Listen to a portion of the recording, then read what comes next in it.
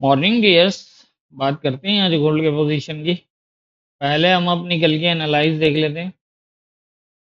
कल हमने जब गोल्ड को एनालाइज किया था तो 2365 के आसपास मूव कर रहा था और मैंने ये कहा था कि यहाँ से काफ़ी चांसेस होंगे, इम्पोर्टेंट रहेगा ये 63 वाला एरिया। अगर इसके नीचे H1 का भी क्लोज एक लग जाता है तो ये आएगा यहाँ से जो है वो 2354।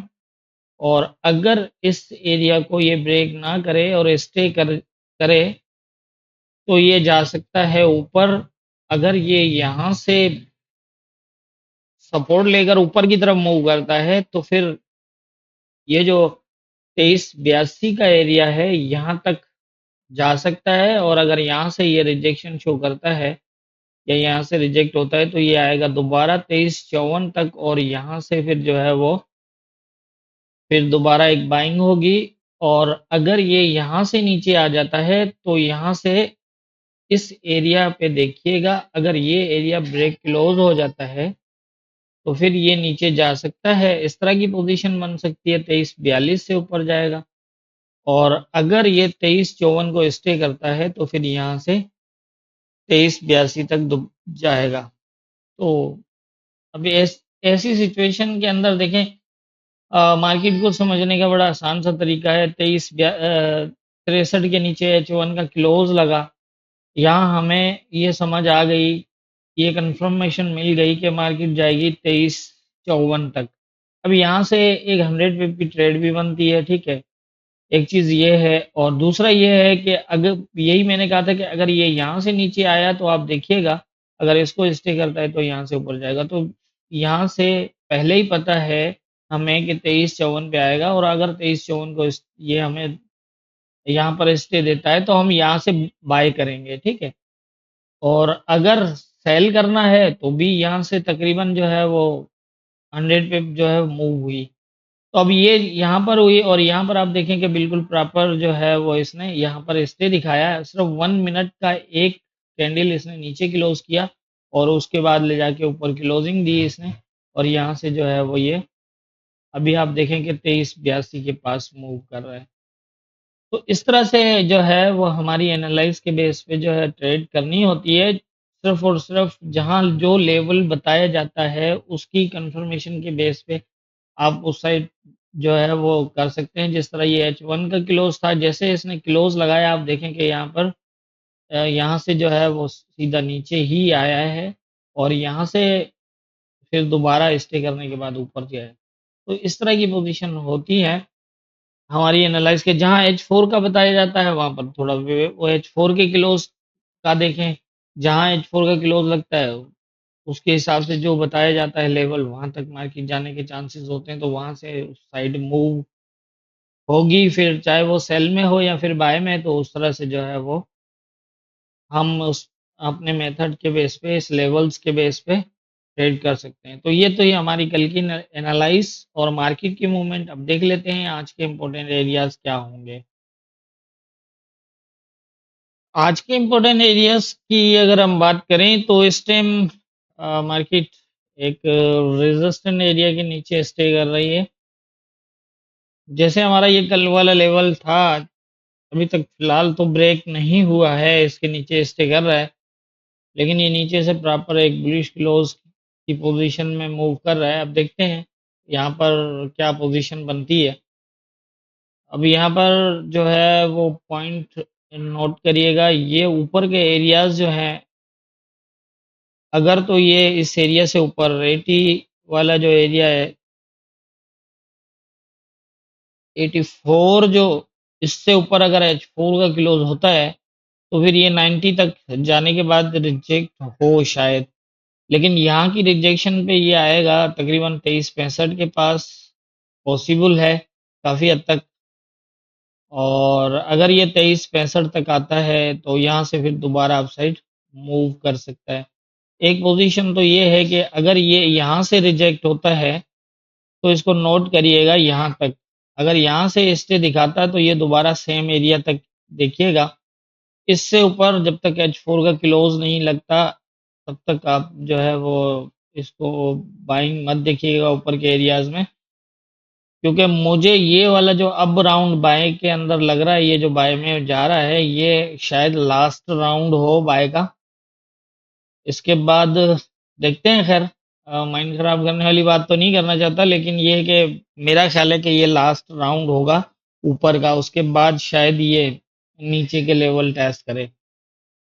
तो वो खैर, वो हम उस हिसाब से देखेंगे। इसलिए मेरे कहने का असल मतलब ये है कि यहाँ से ऊपर, इस एरिया से ऊपर जितना भी ये एरिया है, इसके अंदर बाई बाय की ट्रेड जो है वो बहुत सोच समझ के कंफर्मेशन पे लीजिएगा। क्योंकि कहीं से अगर फंस गए तो फिर फंस गए। हाँ, अगर एसएल के साथ अगर ट्रेड करते हैं तो फिर तो बेस्ट है। लेकिन अगर आप बिना एसएल ट्रेड करते हैं, क्योंकि बहुत सारे लोगों का माइंड जो है वो यही होता है कि मार्केट एसएल हिट करती है और हमारे फेवर में आ जाती है, इसलिए हम एसएल नहीं लगाते। तो जो ऐसा करते हैं, बिना एसएल ट्रेड करते हैं, मैं उनके लिए ये अच्छे से बता रहा हूँ कि 2382 से ऊपर के एरिया के अंदर बाय बहुत सोच समझ के लीजिएगा, बहुत सोच समझ के। मेरा ख्याल है कि समझ आ रही होगी मैं क्या कहना चाह रहा हूँ। अच्छा, दूसरी बात कि आज वीकली क्लोज भी है। और क्लोज, जैसा वीकली क्लोज की अगर हम बात करते हैं ना, तो वही है, पिछले वीक भी आपने देखा कि क्या तमाशा किया। तो ये है कि जब क्लोज होता है तो बहुत प्रॉब्लम, मार्केट जो है वो एक अनएक्सपेक्टेड मूव, जिस तरह ये जो नीचे से इस वीक में बाय हुआ है ना, ये फ्राइडे वाले दिन की मूव थी। अगर हम ये नॉर्मल दिन होते, क्लोजिंग ना होती, तो ये नॉर्मली ये उस दिन बाय होता, क्योंकि इसने ऊपर ऐसा ही किया हुआ था। 65 के ऊपर, 54 के ऊपर क्लोज था इसका। ऐसी पोजीशन के अंदर इसको 47 या 42 से नीचे नहीं जाना चाहिए था।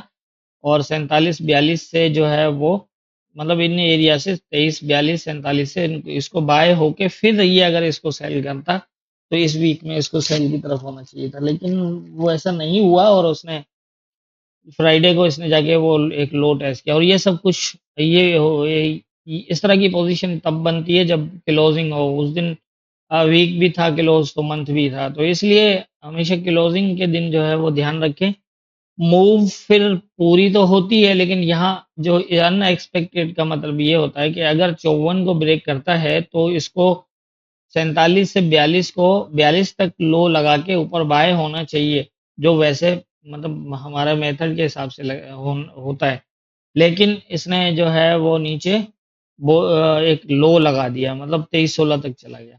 तो ये जाने का मकसद यही था कि ये क्लोजिंग की वजह से। लेकिन हालांकि वहां से दोबारा इसको ऊपर आना चाहिए था। 54 वाला एरिया ब्रेक था, तो इसको वो 72 और 82 वाला जो है एरिया देखना था।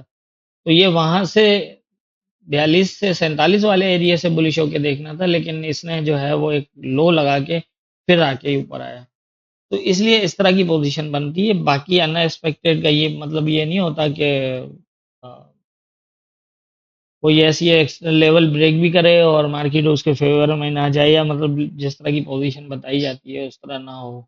जिस तरह मैंने ये कल बताया था कि 54 को स्टे करता है तो ये 82 को हिट करेगा, आप देखें। तो ऐसा जो है वो नहीं होता कि लेवल्स को फॉलो नहीं करती मार्केट। लेकिन यही है क्या, जो एरियाज हमारे करेक्शन के अंदर आते हैं अगर किसी मूव के अंदर, तो फिर वो करेक्शन की मूव ज़्यादा बन जाती है या फिर छोटी बन जाती है।